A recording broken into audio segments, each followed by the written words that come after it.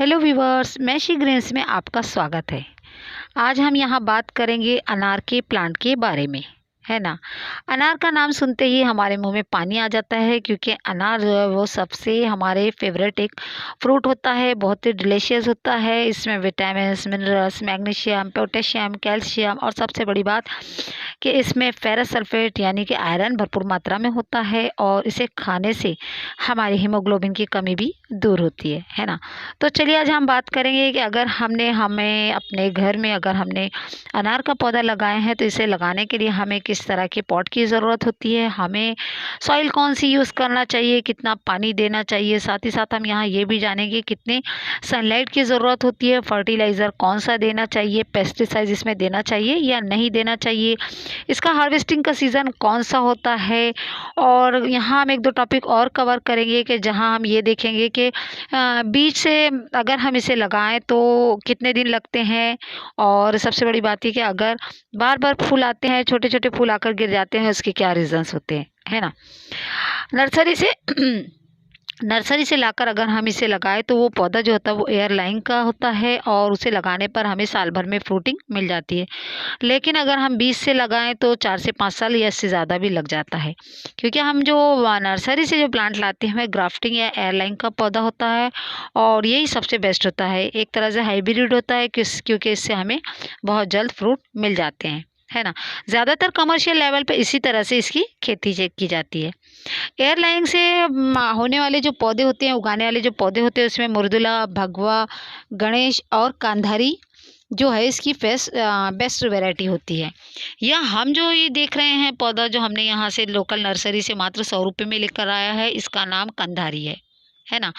अभी आपने देखा होगा कि इसमें छोटे से पौधे में भी कलियां और फूल आना शुरू हो गए हैं, लेकिन हमें इसे यहाँ नहीं ग्रो करना है क्योंकि ये प्लांट बहुत ही छोटा है ना।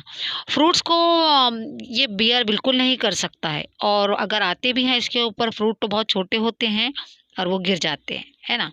चलिए अब बात करते हैं कि इसके लिए हमें किस तरह के पॉट की ज़रूरत होती है।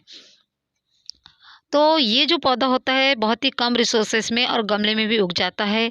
अगर हम इस ज़मीन में प्लांट लगा रहे हैं तो फिर बात ही कुछ और है। लेकिन अगर आप पॉट में भी उगाते हैं तो इसमें क्या करना चाहिए कि हमें 12 से 18 इंच के पौधे में हम बड़े से बड़ा प्लांट इसके ग्रो कर सकते हैं, है ना।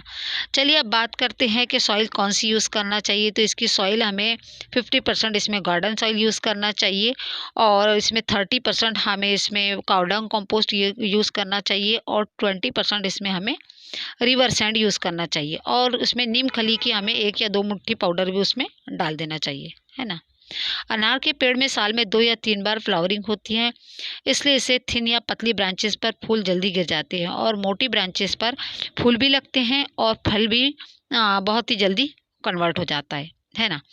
और क्या करना चाहिए कि अगर हमें देख रहे हैं कि हमें 4 से 5 अगर एक डाल पे 4 से 5 फूल लगे हुए हैं तो हमें क्या करना चाहिए कि 2 फूल रहने देना चाहिए और 2 फूल को तोड़ देना चाहिए, सॉरी।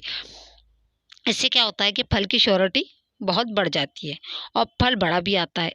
फूल से फल बनने में पूरा 1 महीना लग जाता है और बड़ा फल बनने में 5 से 6 महीने लग जाते हैं क्योंकि अनार का जो फल हासिल करना बहुत ही पेशेंट और सब्र का काम होता है ना। अनार के पौधे की अच्छी ग्रोथ और इसकी फ्रूटिंग के लिए हमें इसको रिपोर्टिंग करना भी बहुत ज़रूरी होता है। 2 से 3 साल में हमें इसकी नई मिट्टी में ज़रूर रिपोर्टिंग करना चाहिए, है ना। रिपोर्टिंग करने के लिए फरवरी और मार्च और बेस्ट इसका सीज़न अगर देखा जाए रिपोर्टिंग का तो बरसात का मौसम इसके लिए बहुत ही अच्छा होता है। हमें क्या करना है कि रिपोर्टिंग करने के जब हम करने वाले हैं तो पौधे को 2-3 दिन पहले से ही पानी देना बंद कर देना चाहिए, है ना।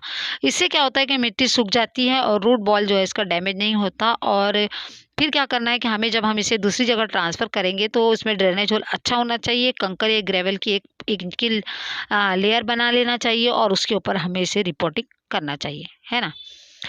छोटे-छोटे अगर फूल आते हैं और बार-बार गिर जाते हैं तो इसके 3 रीज़न होते हैं। एक तो होता है कि हमारा जो प्लांट होता है वो इमैच्योर होता है ना? उसमें मैच्योरिटी नहीं होती, बहुत ही पतला और थिन होता है। दूसरा होता है ओवर वाटरिंग, अगर हम बहुत ज़्यादा इसके अंदर पानी देते रहे तब भी क्या होता है कि हमारे अनार पे जो फूल आते हैं वो ओवर वाटरिंग की वजह से बार-बार गिर जाते हैं। और फिर इसका सबसे ख़ास एक जो रीज़न होता है पता है क्या होता है? वो है इसमें न्यूट्रिएंट्स की कमी, है ना?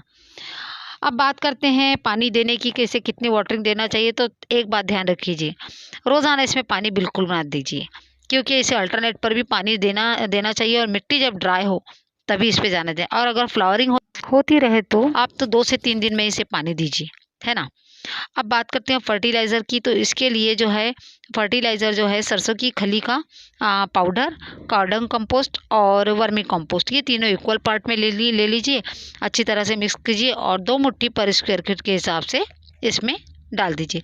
डालने के बाद मिट्टी की अच्छी तरह से मतलब गुड़ाई कर लीजिए, है ना, टिलिंग। अब इसके जो अनार का जो पौधा होता है वो ज़्यादा हेवी फीडर प्लांट नहीं होता, और इसे बहुत ही कम फर्टिलाइज़र की ज़रूरत होती है। इसलिए 2-3 महीने में एक बार 1 मुट्ठी कोई भी ऑर्गेनिक फर्टिलाइज़र पर स्क्वायर फीट के हिसाब से इसे दे देना चाहिए, है ना। चलिए अब बात करते हैं कि इसे सनलाइट की कितनी ज़रूरत होती है। तो 15 से 30 डिग्री इसके लिए बेस्ट टेम्परेचर होता है, इसमें ये सर्वाइव कर ले जाता है। लेकिन अगर फ्रीजिंग टेम्परेचर है तो ये वहाँ बिल्कुल भी सर्वाइव नहीं करेगा, क्योंकि ये एक ट्रॉपिकल ट्री होता है ना। इसलिए इसे भरपूर फलने फूलने के लिए 7 से 8 घंटे की सनलाइट इसे ज़रूर मिलना चाहिए।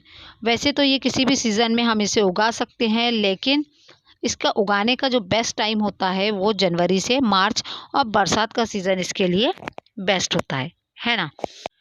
चलिए अब बात करते हैं पेस्टिसाइड्स की। तो जो अनार का जो प्लांट होता है उसके ऊपर एफिड्स और मिलीबग्स जो पेस्ट होते हैं उनका अटैक जो है होने का खतरा बना रहता है। अगर प्लांट पर एफिड्स और मिलीबग्स नज़र आए तो हमें इसके ऊपर नीम ऑयल का स्प्रे करना चाहिए। पेस्टिसाइड स्प्रे बनाने के लिए हमें क्या करना है कि हमें 1 लीटर पानी लेना है, उसमें 10 ml हमें सॉल्युबल नीम ऑयल डालना है, उसे अच्छी तरह से मिक्स करना है, और उसका स्प्रे हमें हफ्ते में 1 बार, ऐसा हमें 2 महीने तक करना है ना। इस तरह से इसके ऊपर जो पेस्ट का अटैक है वो ख़त्म हो जाता है। और नीम ऑयल एक ऑर्गेनिक पेस्टिसाइड होता है, हम इसका स्प्रे फ्रूट्स पर भी कर सकते हैं। बस फ्रूट्स लगने टाइम में लगते वक्त हमें ये बात का ध्यान रखना है कि फ्रूट्स के ऊपर हम किसी तरह का केमिकल स्प्रे ना करें, है ना। तो बस आज की वीडियो में इतना ही, मिलते हैं फिर किसी नई वीडियो के साथ। तब तक के लिए thanks for watching, God bless you, bye bye.